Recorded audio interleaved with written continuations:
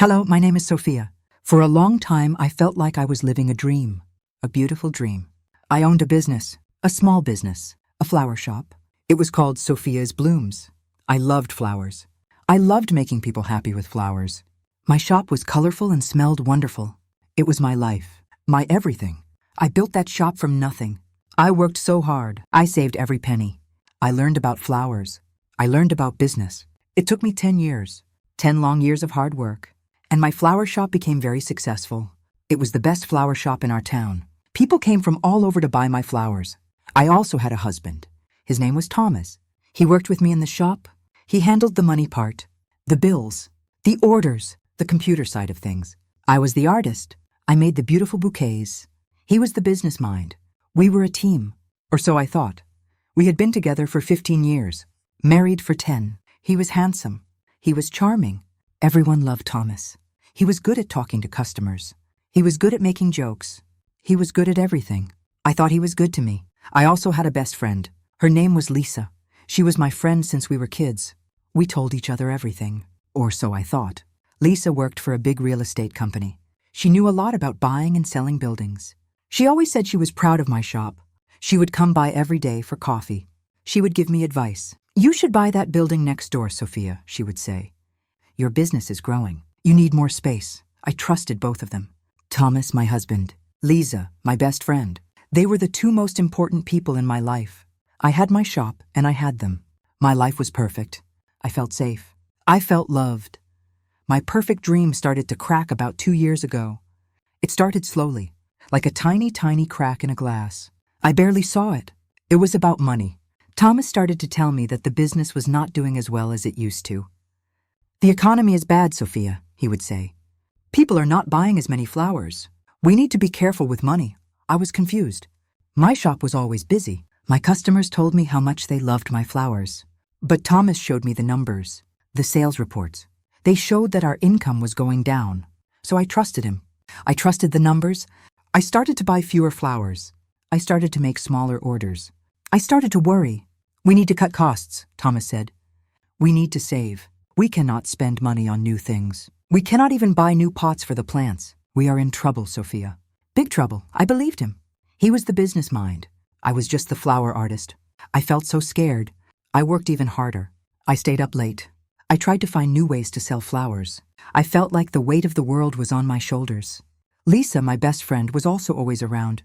She would often come to the shop when Thomas was there. They would talk for a long time in the back office. They would close the door. "Just business talk, Sophia," Thomas would say with a smile. "Lisa is giving us advice on how to save the shop. She's such a good friend." I felt so grateful. My husband and my best friend working together to save my dream. My beautiful dream. One day, Lisa came to the shop. She looked very serious. "Sophia," she said, "I have bad news. I am so sorry. The market value of your building, it is going down very fast. This part of town is not good anymore for businesses. If you do not sell your building now, you will lose a lot of money.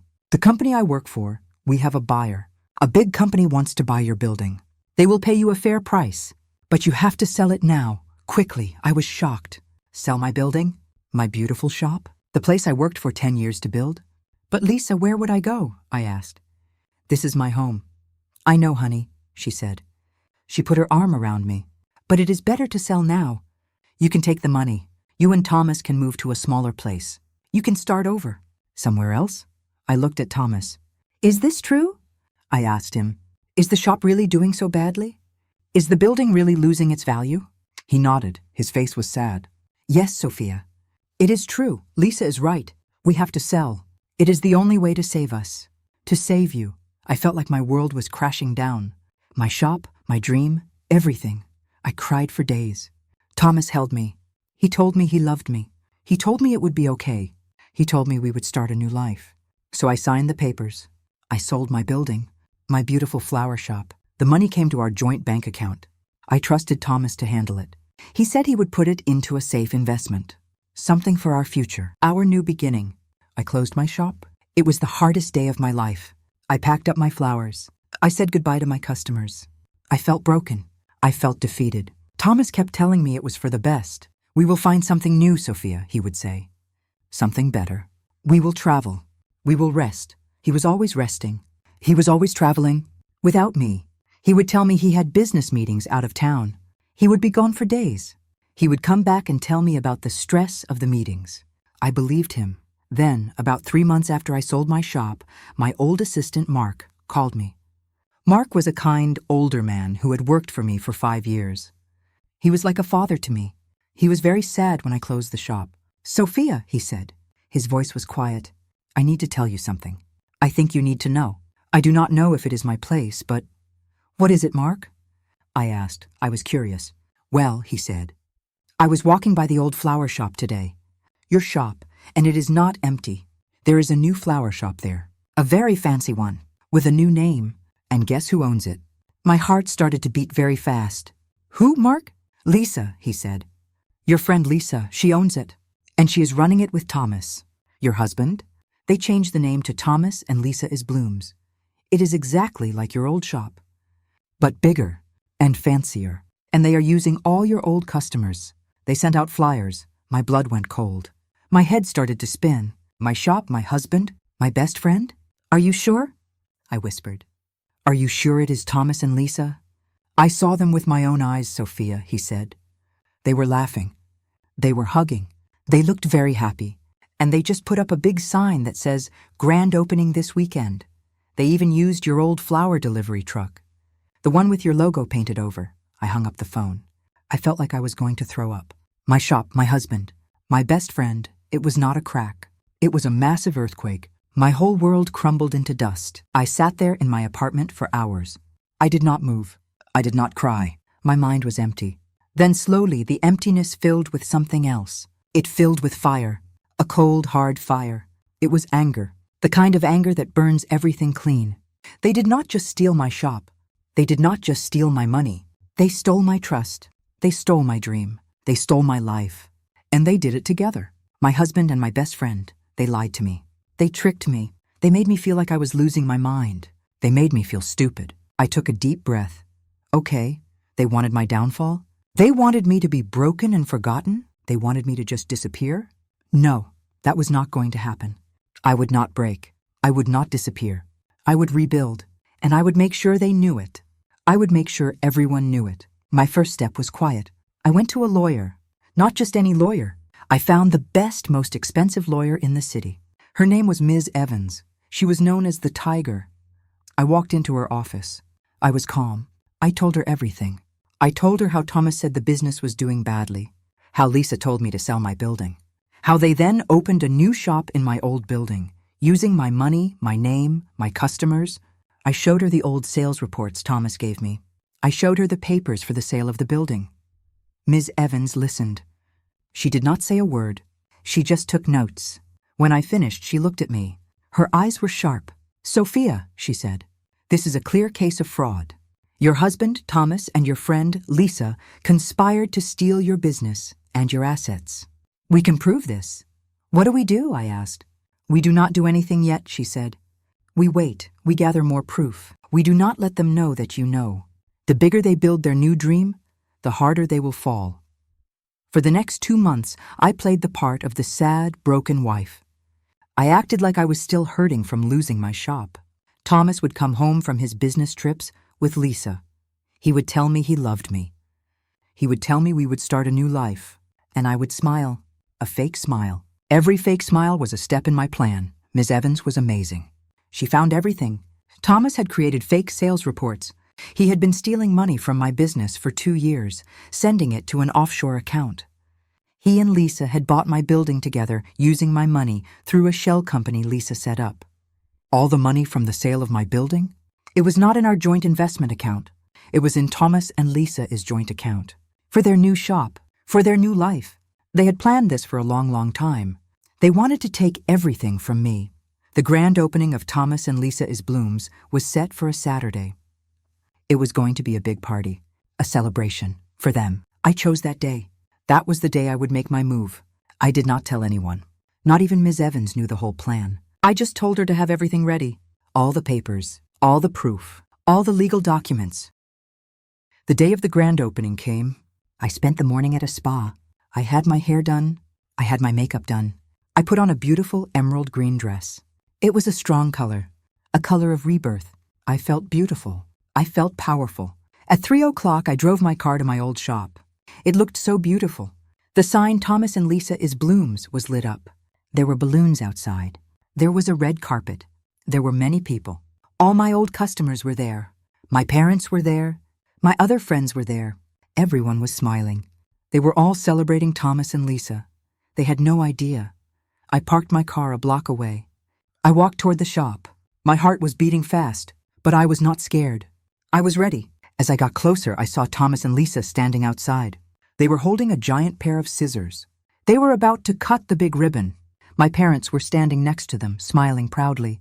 Everyone was looking at them. I walked up to the edge of the crowd. No one saw me at first. They were all looking at Thomas and Lisa. Then my old assistant, Mark, saw me. He gasped. His eyes were wide. He smiled at me. A real smile. He knew what was happening. I kept walking. I walked through the crowd. I walked straight to Thomas and Lisa. They were about to cut the ribbon. Thomas was smiling, holding Lisa's hand. He looked like he had everything he ever wanted. I stopped right in front of them, very close. They looked at me. Their smiles froze. Their eyes went wide. They looked like they had seen a ghost. "Sophia," Thomas whispered. His face went white. "Hello, Thomas," I said. My voice was calm. "Hello, Lisa." Lisa could not speak. Her mouth was open. "What are you doing here?" My mother asked. Her voice was sharp. "You should be at home. You are ruining their day." I ignored my mother. I looked at Thomas. I looked at Lisa. "So," I said, "this is your new dream." "My old shop. My old dream." "You stole it." Thomas started to stutter. "Sophia, what are you talking about?" "This is our business." "No," I said. "This is my business. You just forgot to include me in the new name, and you forgot that I still own a part of it." I looked out at the crowd. My old customers, my parents, my friends. They were all confused. "Everyone," I said. My voice was loud now, strong. "My name is Sophia. I used to own this flower shop. It was called Sophia is Blooms. For 10 years, I built it with my own hands. But then, my husband Thomas and my best friend Lisa decided they wanted it for themselves." A ripple went through the crowd. People started whispering. "They told me the business was failing," I continued. "They told me the building was losing its value. They made me sell my dream. And then they bought it themselves, with my own money. My husband and my best friend." Thomas tried to grab my arm. "Sophia, stop. You are crazy." I pulled away from him. "I'm not crazy, Thomas. I am just telling the truth.